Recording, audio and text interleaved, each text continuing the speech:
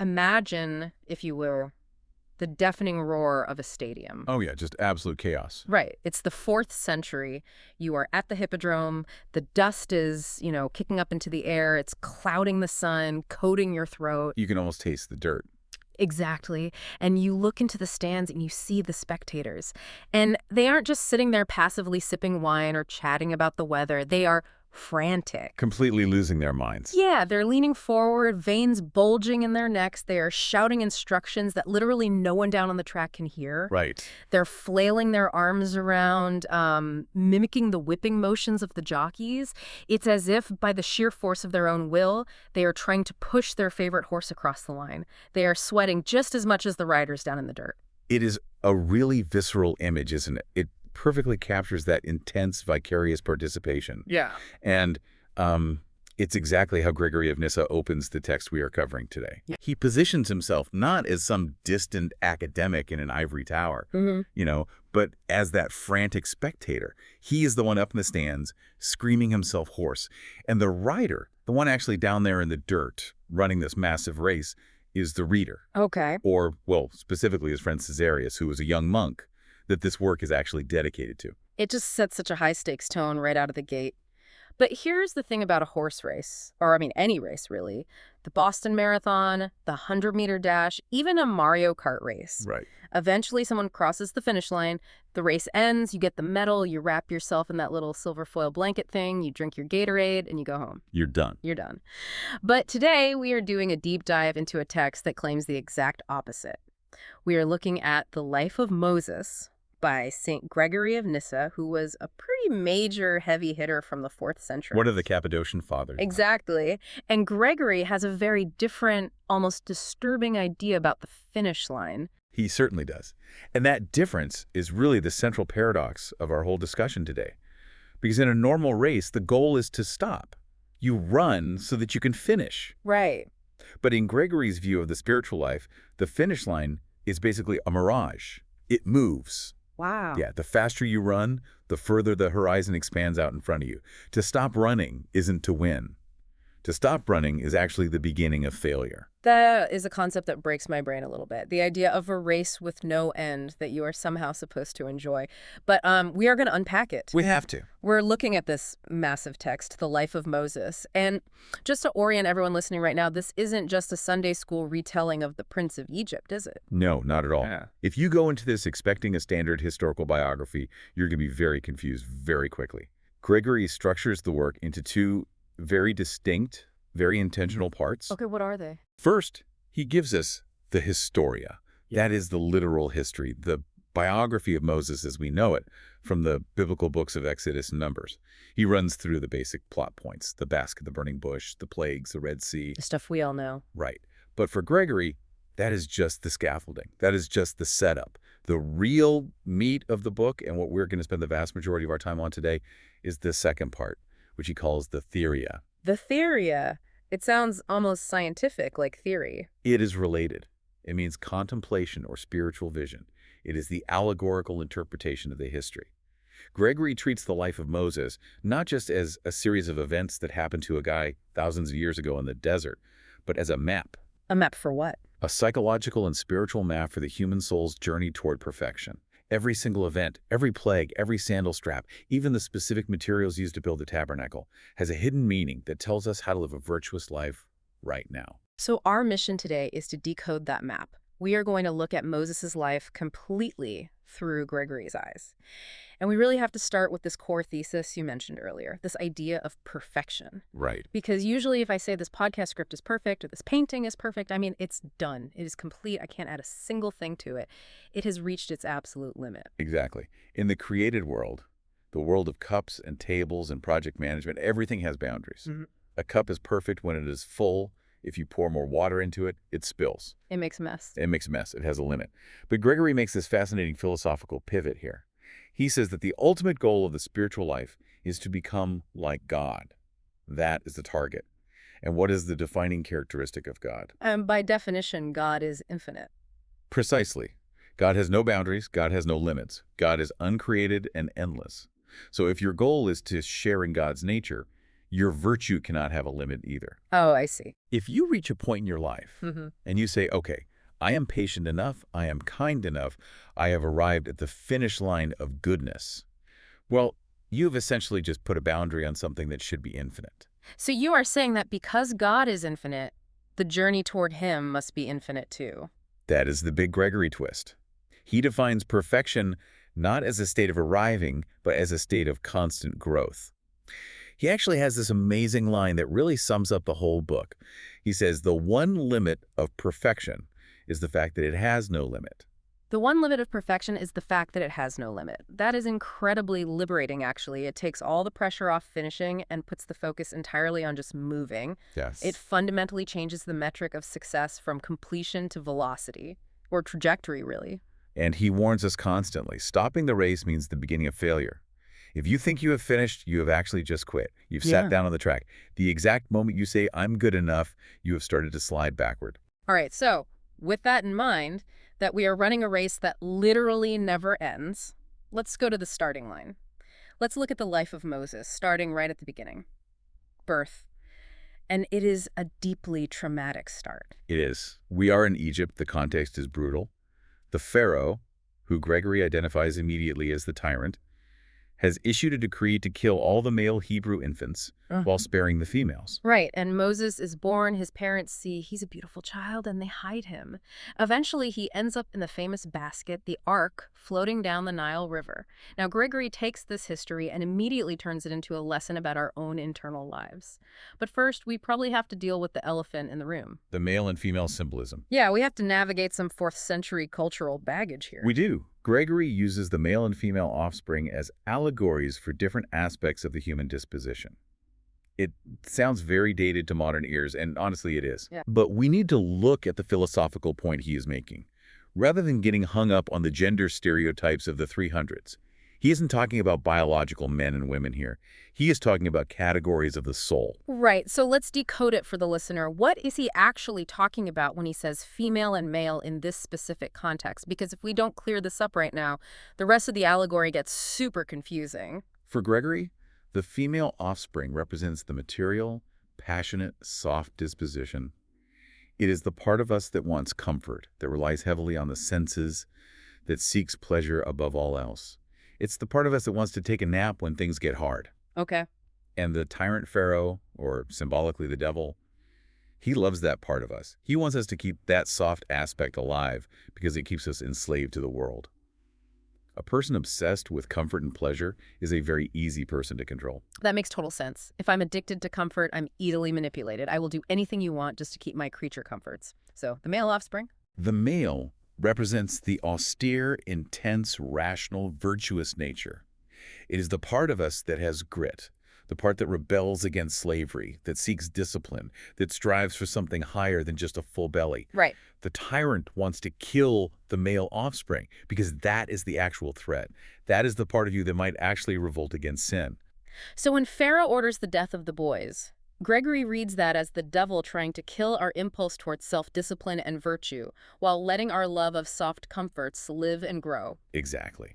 And this leads to one of his most radical ideas in the whole text, the concept of self-birthing. Self-birthing? That sounds like a sci-fi concept. Or maybe something from a wildly expensive self-help seminar in Silicon Valley. Come, learn how to birth yourself. It is profound theology, though. Yeah. Gregory argues that while our physical birth is completely out of our control, we don't choose our parents, we don't choose our genetics, we don't choose when we're born, or where our moral birth is completely up to us. He says we are, in some manner, our own parents. We give birth to ourselves by the choices we make every single day. I see. So every time I make a choice, say, choosing to be patient instead of angry, or choosing to work instead of procrastinate, I am essentially birthing a specific version of myself. Yes. He calls free will the midwife of this birth. We are constantly in labor, bringing forth our own character. And the question Gregory forces us to ask is, what are you birthing? Are you birthing the virtuous spirit that resists the tyrant, or are you giving birth to the soft, passionate nature that the tyrant loves? Precisely. That puts a tremendous amount of responsibility on the individual. You can't blame your circumstances. You can't blame your upbringing. You are the parent of your own soul. That's empowering, but also, Terrifying. yeah, terrifying, because if I turn out to be a total jerk, I can't blame anyone else. I birthed this jerk. Exactly. But it also means you can change. Yeah. You can give birth to a new version of yourself at any moment. Now, let's look at the basket. Moses is placed in this basket, an ark woven from boards, daubed with pitch, and set afloat on the turbulent river. Gregory looks at this basket and asks a really perceptive question. What keeps us afloat in the turbulence of life? I would guess a bishop would say faith or prayer or maybe the church. That seems like the standard answer. You would think so. Yeah. But Gregory takes a really surprising turn here. He identifies the basket with profane education, secular learning. Really, the church father thinks the basket is university, the liberal arts. Essentially, yes. Yeah. He notes that the basket is woven from various boards, just as a good education is woven from various disciplines: history, rhetoric, mathematics, logic. He says this education serves a vital purpose. It keeps you afloat. It provides structure, so you don't drown in the chaotic waves of the world. Remember, Gregory was highly educated himself. He knew Greek philosophy inside and out. He valued it. He is saying that before you can really swim in the deep spiritual waters, you need the structure of critical thinking and worldly knowledge to keep you from sinking. But the basket isn't the destination. You can't live in a basket on a river forever. That would be a miserable existence. No. And that brings us to the Pharaoh's daughter. She finds the basket. She adopts Moses. She is a fascinating symbol for Gregory. She represents foreign philosophy, secular wisdom, the culture of the Egyptians. Okay, so Moses is raised by Egyptian royalty, which Gregory equates to being raised on Greek philosophy and pagan wisdom. That seems like a compliment, like, hey, go learn from the best. It is, to a degree. It gave Moses status and ability. It gave him the tools to speak and lead. But Gregory calls her the barren princess. Ouch, why barren? That seems a bit harsh. It is a very specific critique. In his view, secular wisdom is always in labor, but never gives birth. It talks and talks about truth. It talks about ethics. It talks about the good life. Philosophers write endless books. Right.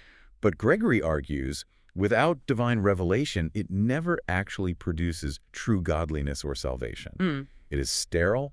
It is intellectually stimulating, but spiritually dead.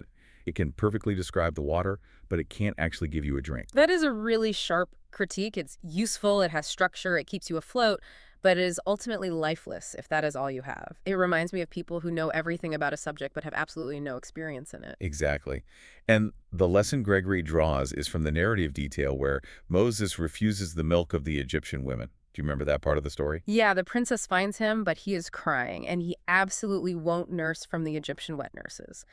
So Miriam, his sister, who was watching from the reeds, pops out and suggests a Hebrew nurse, Who do they call? his own biological mother. Correct. Gregory says this is the instruction for us. We should use secular learning, the basket, the princess, for structure and prestige, perhaps. Use the tools of the world. Learn math, learn science, learn rhetoric. But don't rely on it for your core nourishment. Right. When it comes to nourishment, we must return to our natural mother, which is the church and true doctrine.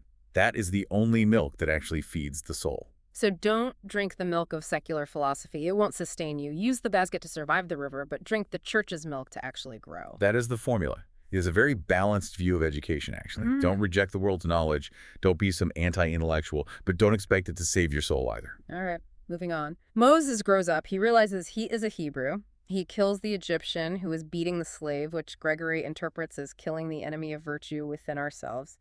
And then he flees. He ends up in the desert. He spends years out there as a shepherd. And here we get one of the most iconic moments in the Bible, maybe in all of religious history, the burning bush. This is a massive pivotal moment. Moses has retreated to a solitary life. He is stripping away the noise of the Egyptian court. He has left the palace, the finery, the debates, and he sees this bush that burns with fire but is not consumed. And Gregory notices something interesting about the light itself, right? It isn't just visual. He does. He points out that the light illuminates Moses' eyes, but it also illuminates his hearing. It is a sensory awakening. It is a total apprehension of truth. But the very first thing the voice from the bush says is, take off your sandals, for the place where you are standing is holy ground. Now, literally, that is a common sign of respect. You take your shoes off in a holy place. In many cultures, you take your shoes off just to enter someone's house. But Gregory, being Gregory, sees something much deeper in the sandals. He asks a simple question: what are sandals made of? Leather. Animal skin. Exactly. Dead animal skins. For Gregory, the sandals represent the dead and earthly covering of skins. This goes all the way back to Adam and Eve. When they fell, the Bible says God clothed them in skins. Gregory interprets those skins as mortality, heaviness, the deadness of sin, the biological clock that ticks toward death. So wearing sandals is like wearing your mortality and your sin right there on your feet. Yes, it represents our contact with the earth. It represents the dead parts of our lives, our obsession with things that rot. And to approach the burning bush, to approach the truth, you have to strip that away. You cannot bring dead earthly concerns into the presence of the living God. You have to be barefoot, vulnerable, and free of that dead skin. That is a really powerful image. Taking off your mortality to meet the immortal. Taking off the dead thing to meet the living thing. It is about removing the barrier between you and the holy ground. And speaking of the living thing, this is where God reveals his name. I am who I am. I am. It is such a strange name. It's a verb. This is huge for Gregory. He is a philosopher at heart. When God says, I am, Gregory reads this as a definition of truth itself. He defines truth as not to have a mistaken apprehension of being. Okay, that sounds like a riddle. Mistaken apprehension of being. What does that mean in plain English? It is an ontological distinction. Ontology is the study of existence. Gregory says God is the only self-subsisting reality. God is the only thing that truly is. He relies on nothing else. He doesn't change. He doesn't decay. He just is. And everything else, the microphone in front of me, the table, the coffee I'm drinking? Everything else, wealth, fame, power, even the material world itself, is what he calls non-being. Now, he doesn't mean it is a hallucination. He doesn't mean if you punch the wall, it won't hurt. He means it exists only in appearance, and it is fleeting. It is here today, gone tomorrow. It doesn't have that self-sustaining reality. It depends entirely on God to exist. It is like the difference between a person and their shadow. The shadow exists, but is not the real thing. It is totally dependent on the person. That is a great analogy. But we usually slip that, don't we? In our daily lives, we act like our bank accounts and our houses are the real things, the solid things, and God is this abstract, maybe real concept that we just hope is out there. Right. We treat the shadow like the object and the object like a ghost. Exactly. That is the great illusion. We treat non-being as real and true being as a myth. We build our entire lives on shadows and ignore the object casting the shadow. Gregory wants us to flip it back, to realize that the only thing that is solid, the only thing that truly exists in the ultimate sense is God. Everything else is just passing through. So Moses taking off his sandals is him stepping out of the illusion of the material world and standing on the solid ground of true reality. Precisely. He is grounding himself in the I am. And once he understands that, once he is grounded in reality, he is ready to go back to Egypt. Right. But not to fit in. He is going back to challenge the entire system.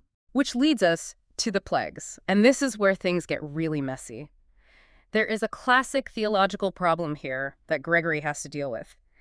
The Bible says repeatedly that God hardened Pharaoh's heart. Right.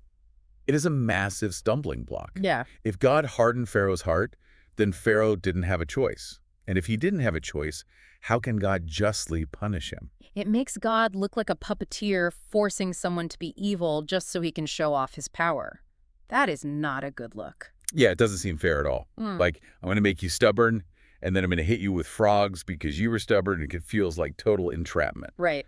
Gregory solves this with a brilliant analogy involving the sun and mud. He says, look at the sun. It shines on everything equally. It doesn't choose to heat this rock and not that rock. Yeah. But if you put a lump of wax out in the sun, what happens? It melts, it gets soft, it becomes pliable. And if you put a lump of mud in the sun... It dries out, it gets hard, it cracks. Exactly. The sun is the exact same. The heat is the same. The energy is the same. The difference isn't in the sun. It is in the material receiving the sun. The wax softens, the mud hardens. Oh, I see where he's going with this. So God's grace or God's presence is like the sun. Yes. God shines on everyone. He poured out his presence and his message on Egypt. Moses was like the wax. He softened and became receptive to that presence. Pharaoh was like the mud he resisted. And in the sheer presence of that divine heat, his resistance baked him into hardness. So God didn't force the hardness. The hardness was a natural reaction of Pharaoh's own muddy nature to the presence of God. Correct. We carry the causes of our own darkness or light within our own choices. It is a very strong affirmation of free will. God doesn't pre-program us for evil. We react to his goodness according to our own internal disposition. The hardening is a result of the interaction, not a unilateral decree. That is a very helpful distinction. It puts the ball right back in our court. If I'm becoming bitter, it isn't because God is making me bitter. is because I'm reacting to life like mud instead of wax. Now, speaking of the plagues, we have to talk about the frogs. The frogs. This is honestly one of my favorite allegories in the text because it is so gross and yet so incredibly accurate. Usually we just think of it as an infestation, like a massive pest control problem. But Gregory sees the frog as a symbol for a specific kind of human life. The slimy life. Think about a frog. It is amphibious. It lives in the mud and the water. It is noisy, croaking all night, but it doesn't say anything intelligible. It just makes noise. So who is the frog in our world? It represents the person who lives a sordid and licentious life. Someone who is half beast and half human. We have reason, that is the human part, the dry land part, but we drag it through the mud of passion, that is the beast part. We are amphibious. Right, jumping around in the mire of sin, never fully committing to the clean life. We want to be human, but we keep diving back into the swamp. And the text says the frogs went everywhere. Into the bedrooms, into the ovens, into the kneading bowls. Gregory loves that detail. He says the frog-like life invades the bedroom, that is lust. It invades the table, that is gluttony. It invades the storerooms, that is greed. The person who lives this way can't keep the slime out of any part of their life. It permeates absolutely everything. You think you can compartmentalize it? You think you can keep your vices contained? No. The frogs get in the kneading bowl. Your secret sin eventually ruins your family dinner. It ruins your work. It ruins your sleep. It is a gross image, but it sticks. You don't want to be a frog. You don't want slime on your pillow. No. You want to be fully human, living on the dry land of virtue, not hopping back into the slime. But the plagues get darker. The final plague is the death of the firstborn. This is another massive ethical hurdle, God killing innocent children to punish their fathers. That is hard to swallow, even in the 4th century. Gregory acknowledges that explicitly. He admits that on a literal historical level, it just seems unjust. Why should an infant pay for the father's obstinacy? It doesn't align with his view of a good God. Yeah. He really struggles with the text here. So how does he resolve it? Does he just play the mystery card and say God works in mysterious ways? No, he goes deeper. He moves entirely to the spiritual allegory. He essentially says, if we stop at the literal history, we run into a moral wall. So we must read this as a story about the internal war within our own souls. If we want to understand the text, we have to look inside. Okay, so who is the firstborn in this internal war? The firstborn is the first birth of evil, the initial impulse to sin, the very first spark of a bad idea. Ah, okay. So it is not about a literal baby. It is about that first moment when a bad thought pops into your head. Exactly. Gregory uses a snake metaphor here. He says, if you want to kill a snake, you don't wait until it is fully grown and coiled around your neck. You crush the head. You kill the first birth. So if I feel a twinge of envy, That is the firstborn. Kill it immediately. If you let it live, it grows into resentment, then hatred, then murder. if I feel a spark of lust. That is the firstborn of adultery. Destroy the impulse while it is small and weak. Gregory's advice is, do not let the children of Egypt grow up in your heart. Wipe them out while they are infants. That turns a horrific historical event into a very practical psychological strategy. Catch the sin before it gains momentum. Precisely. Yeah. It is essentially cognitive behavioral therapy from the 4th century. Arrest the thought before it becomes a behavior. Don't feed the baby monster. And that leads directly to the Exodus. The Israelites flee. They reach the Red Sea. The Egyptian army is hot on their heels. And we know the story, the sea parts. Israel crosses, the Egyptians follow and get drowned. Now, I assume the crossing is baptism. That is the standard Christian interpretation, and Gregory sticks with it. The Red Sea is the waters of baptism. But he focuses heavily on the army. He really dissects the anatomy of the pursuit. The Egyptian army. He breaks it down. What makes up an army? Horses, chariots, officers. Okay, let's take them one by one. What are the horses? Uncontrolled impulses. Wild energy. Yeah. The animal drive within us that just wants to run and trample. The id, if you want to use Freudian terms. The chariots. This is interesting. He views the chariot as the soul itself. Gregory's actually borrowing from Plato here. In ancient philosophy, the soul has 3 parts. The rational, the appetitive, which is desire, and the spirited, which is emotion. The tripartite soul. Right. The chariot represents this tripartite soul. But in the Egyptian army, who was driving, the horses are dragging the chariot wildly. The passions are dragging the soul. The rational mind has completely lost control. And the officers. Specific sins, envy, anger, greed, they are the ones giving the orders. They are the generals directing the chaos. So when you go into the water of baptism, or by extension, when you commit to a major spiritual transformation, you are being chased by this entire army of bad habits chaotic soul states and specific vices. Yes, and here is Gregory's crucial point. You must drown the entire army. You can't keep a few horses as pets. You can't keep one chariot for the weekends. No. He warns that if you drag the enemy, say, a secret vice or a past addiction or a deep grudge, if you drag that out of the water with you, you are still a slave. You haven't actually escaped Egypt. You have just moved Egypt to a new location. Total liberation requires a total break. You have to watch the tyrant drown. It is a violent image for a violent separation from sin. You have to kill the thing that is trying to kill you. You can't negotiate with it. You can't have a peace treaty with envy. You have to drown it. So they cross the sea. They are free. But now they are in the desert. And the desert is, well, it's the desert. It's hot. There's no food. The water is bitter. It is not the promised land yet. This is the segment of the journey Gregory associates with the discipline of the virtuous life. The honeymoon phase of the escape is over. Now comes the work. And it is not easy. First stop, Mara. The text says the water is bitter. They can't drink it. They are dying of thirst. And Moses throws a piece of wood into the water, and it becomes sweet. I'm guessing the wood is the cross. Bingo. But look at the application. Gregory says the virtuous life feels bitter at first. If you are used to the flesh pots of Egypt, if you are used to constant pleasure, stimulation, getting whatever you want, then discipline, fasting, prayer, self-control, that all tastes bitter. It is unpleasant. It feels like total deprivation. So how does the wood make it sweet? The wood represents the hope of the resurrection, or the cross. When you accept the discipline for the sake of a higher purpose, the bitterness transforms.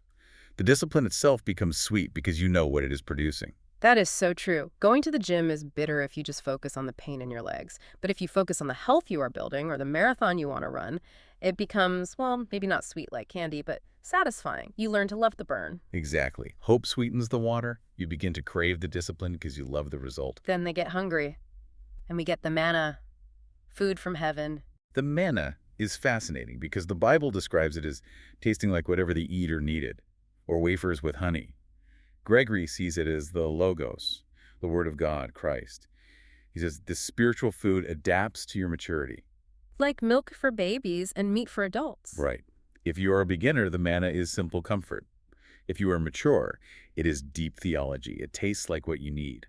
But there is a catch with the manna, a very important catch. You can't hoard it. Correct. If you tried to save it for the next day, it rotted and bred worms.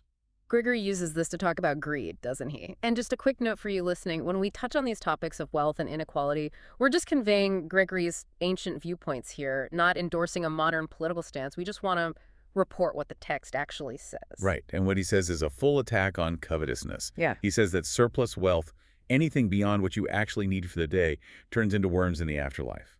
The thing you hoarded becomes the thing that consumes you. That is a terrifying thought. The bank account you were so proud of becomes the worm that eats you. It is a call to trust. Trust that the manna will fall again tomorrow. Don't hoard. Live in the present providence of God. And socially, he makes a critique of inequality. If you are hoarding manna while your neighbor starves, your manna is rotting. Then we have the rock.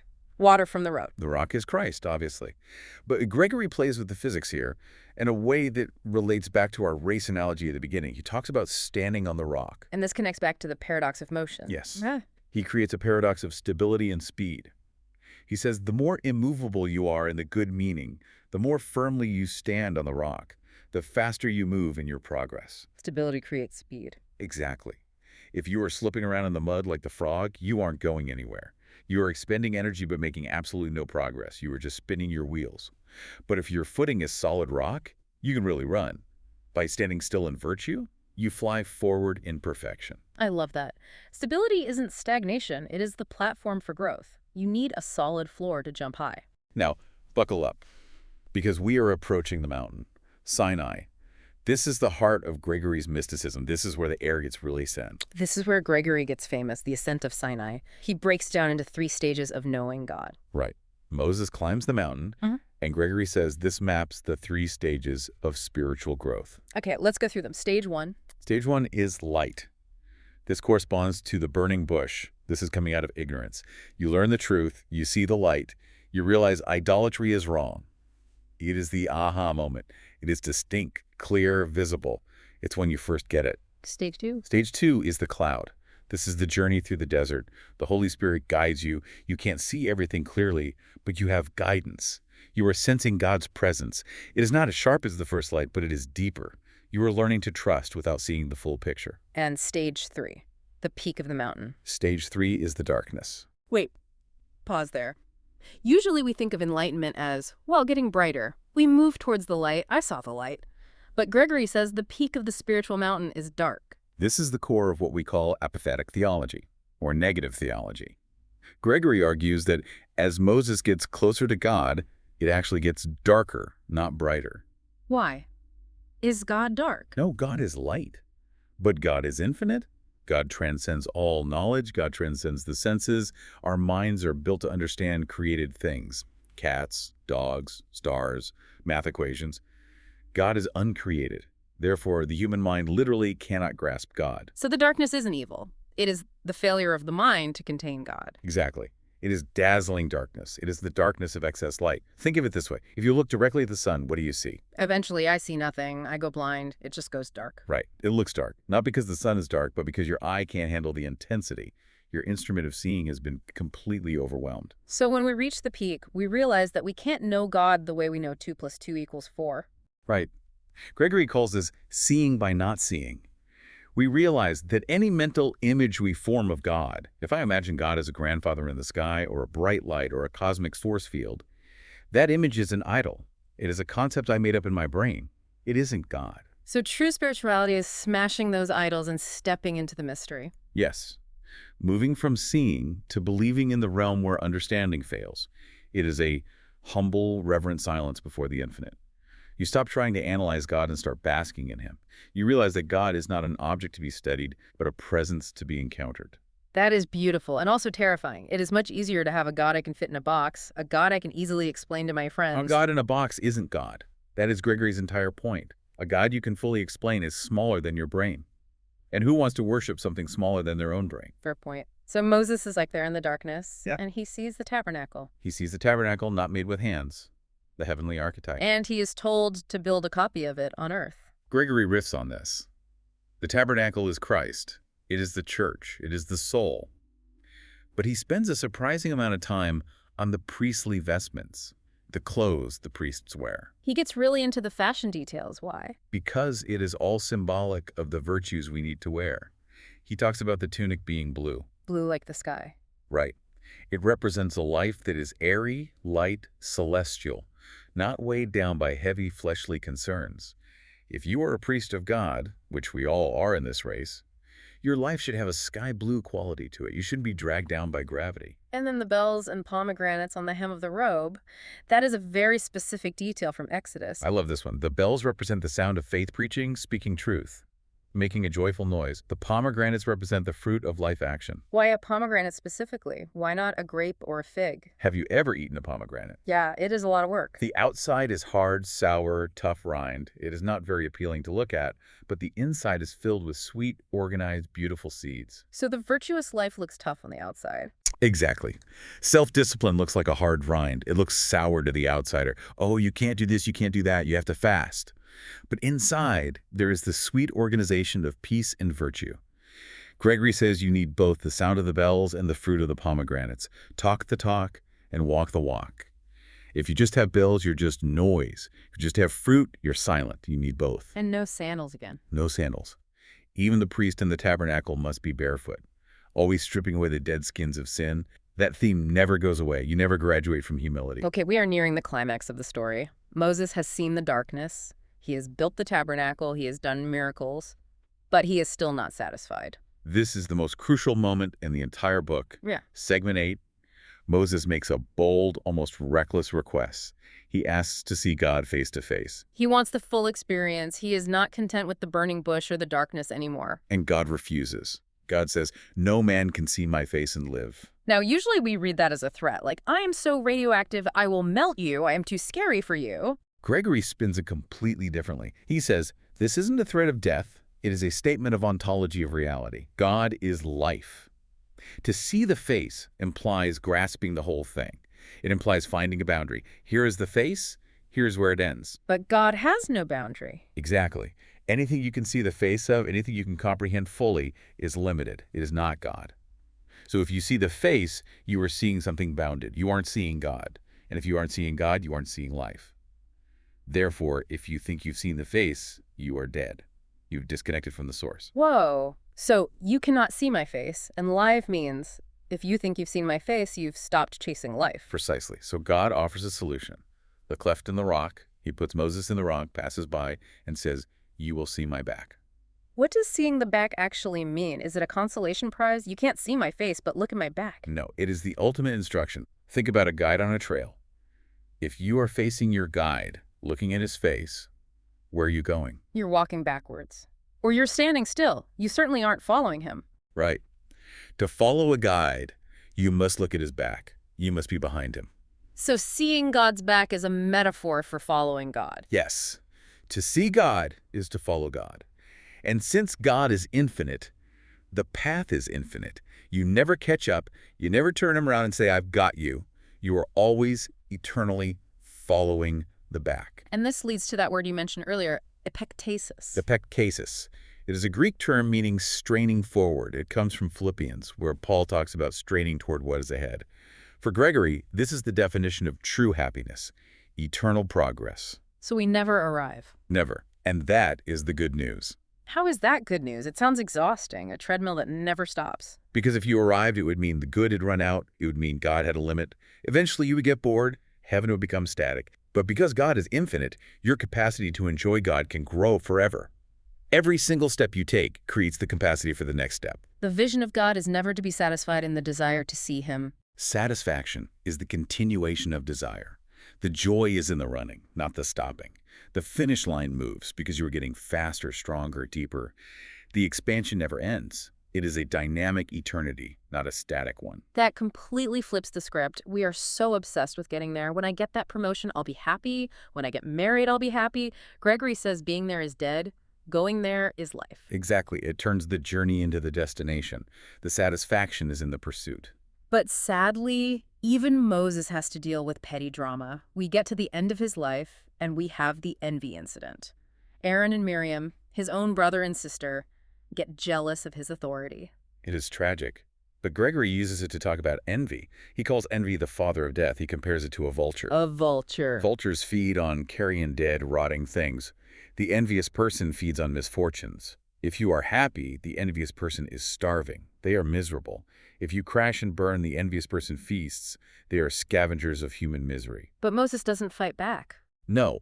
He is higher than the arrow can shoot. He is so focused on following the back of God, so wrapped up in epektasis, that the insults just fall short. They don't even reach him. He prays for them. He's immune to their pettiness because his mind is on the infinite. And then the final weird image, the brazen serpent. The people are getting bitten by snakes because they are complaining again. The snakes represent desires, pleasures that sting and poison the soul. And the cure is to look at a bronze snake on a pole. It is a paradox. Ooh. To be cured of the snake, you look at the image of the snake. But the image has no poison. What is the allegory here? It is Christ on the cross. Christ took the form of a servant, the form of sinful flesh, like the serpent shape, but he had no sin. He had no venom. By looking at him, by contemplating the cross, we neutralize the poison of our own lust. We see what sin costs, we see the remedy, and the bite doesn't kill us. It is a homeopathic cure for sin. You look at the thing that killed you, transformed into the thing that saves you. And finally, Moses dies. But there is no grave. The Bible says no one knows his grave to this day. Gregory reads this beautifully. He says the virtuous life has no grave. It has no end. It has no corruption. Moses simply moves from one degree of glory to the next. He didn't stop running. He just ran off the mat. Exactly. He became a servant of God, which Gregory says is the highest title possible.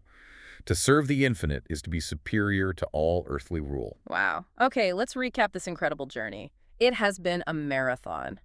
We started in the basket using secular education to stay afloat, but knowing we need the milk of the church. We took off our sandals, stripping away our dead skins to stand on holy ground. We killed the frog, rejecting the slimy, half-hearted life. We crossed the Red Sea and drowned the entire army of our passions. We climbed the mountain into the darkness, realizing God is beyond our concepts. And finally, we learned to follow the back of God, finding joy in the endless pursuit. It is a sweeping vision. It takes the life of Moses and turns it into a mirror for every single one of us. And it leaves us with that final provocative thought. We spend so much of our lives trying to be full, trying to be satisfied, trying to finish our to-do list, our career goals, our spiritual growth. And Gregory looks at us from the 4th century and says, why do you want to finish? The good has no limit. True joy isn't being full.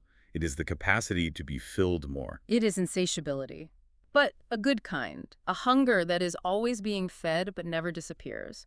What if the goal isn't to cross the finish line, but to realize the track goes on forever and the joy is actually in the running? That is something to really chew on. To you running the race right now, keep running. Don't look for a chair. Look for the next step. Keep your eyes on the back of the guide. Thanks for doing this deep dive with us. We will see you on the next lap.